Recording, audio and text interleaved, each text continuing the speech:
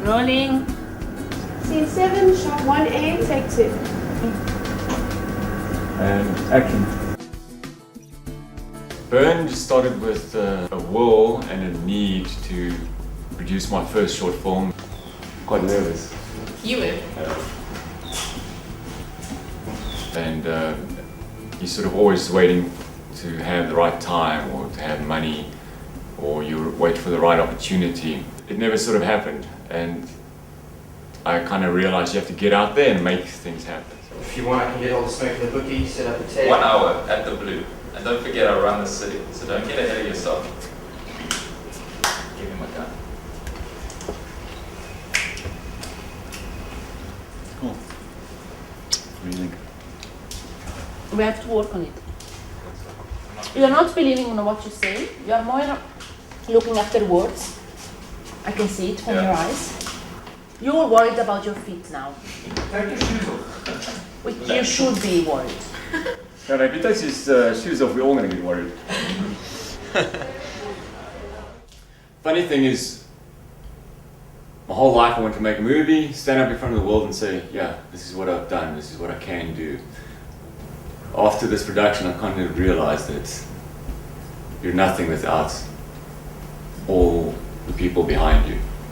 Regrets would probably be budget, as anybody would say, and time.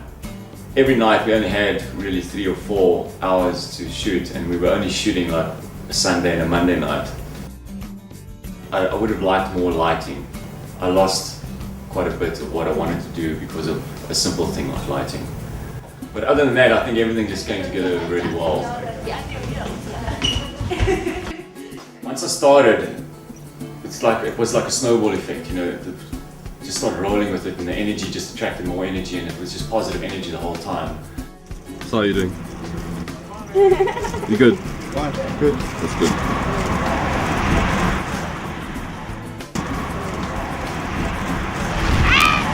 I spoke to Greg and Mark, who worked with me at the restaurant, and asked if they wanted to get involved, if they don't want to act as be part of the film.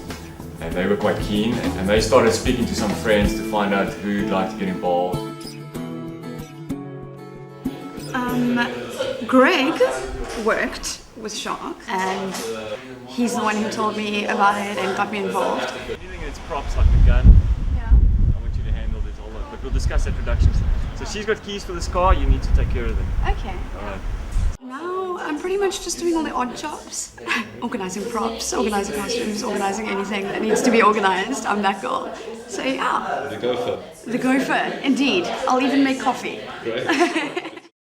Bridget came on board, who's a good friend of Mark's, and she's sort of a natural organizer, so she immediately took the role as producer. And I'd met a casting agent on a film set a couple of years back.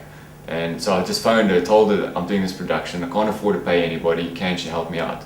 So I went there, we went through a couple of the girls on file, and she set up a casting session, and that's basically where we got Nikki from. The film is basically going to be an action film, it's very plastic, it's sexy, it's dangerous. Yeah. And then also Karishma was, we put up a little ad through Act Cape, or Act 1, or Act Cape Town, I think it is. And Karishma responded to that ad. I can see you are worried. Now you lost your naturality.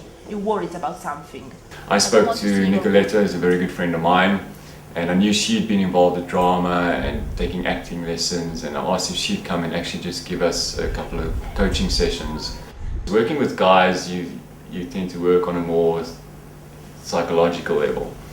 With women, it's more an emotional thing, and Nicoletta being Italian, you can just times that by 10. Charlie, you have a pain in your ass. What? Yeah, she's a pain in the ass. No, you got a pain. Oh.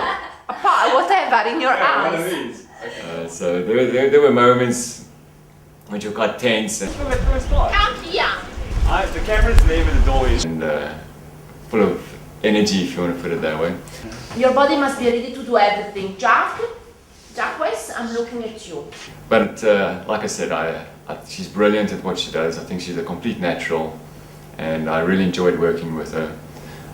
Initially it was just a couple of people sitting around a table discussing my dream basically, and to actually see it almost completed is quite exciting.